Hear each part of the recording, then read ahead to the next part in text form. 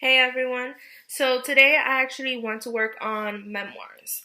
As you all know, back in 1918 we had something similar to what's happening right now. It was called the Spanish flu or the H1N1 virus, that it behaved exactly like how things are happening now with the coronavirus. So I would like for you guys to write a memoir on what's happening right now to you guys. What exactly is happening? How are you handling it? How are your parents handling it? How is this so different from regular days?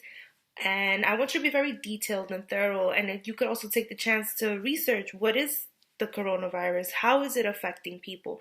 A lot of you guys are just going by what you're hearing and you're not researching on what you should be doing, how everything came to be. So this is a perfect opportunity to just try to learn more on the virus.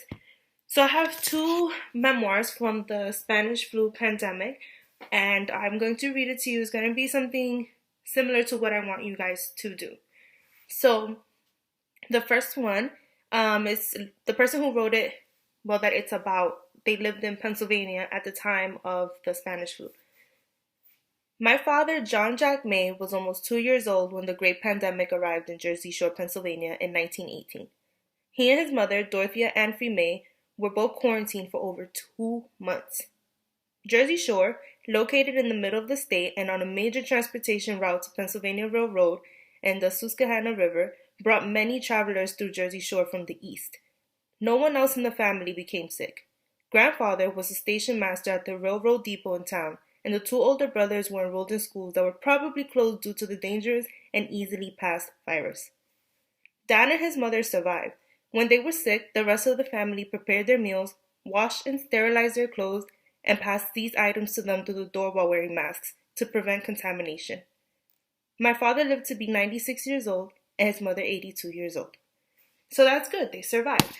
As you see, they had to wear masks. They couldn't contact each other, like close contact, as we are doing now with this coronavirus. Now the second one, here you go.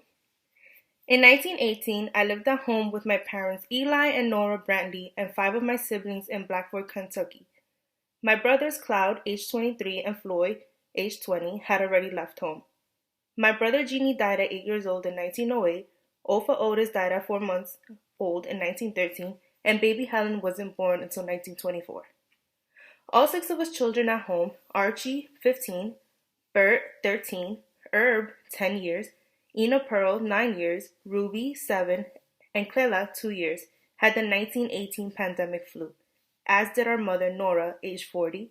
My father Eli did not become ill. Dad kept us warm and fed, and he also helped others in our community who had the illness. He made sure our sick neighbors had drinking water, would milk their cows, feed their livestock, and made sure they had coal and wood for heat.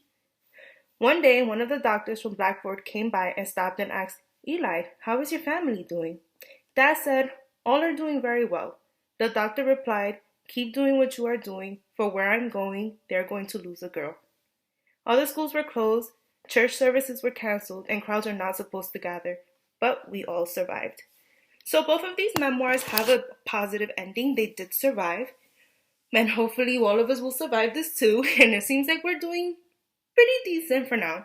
So what I want you guys to do is write your own memoir about the virus and how you guys are handling it, what you're doing, and just be detailed. And we are going to leave that there so we can revisit it in the years to come. So I hope you guys do well, and we'll read it later.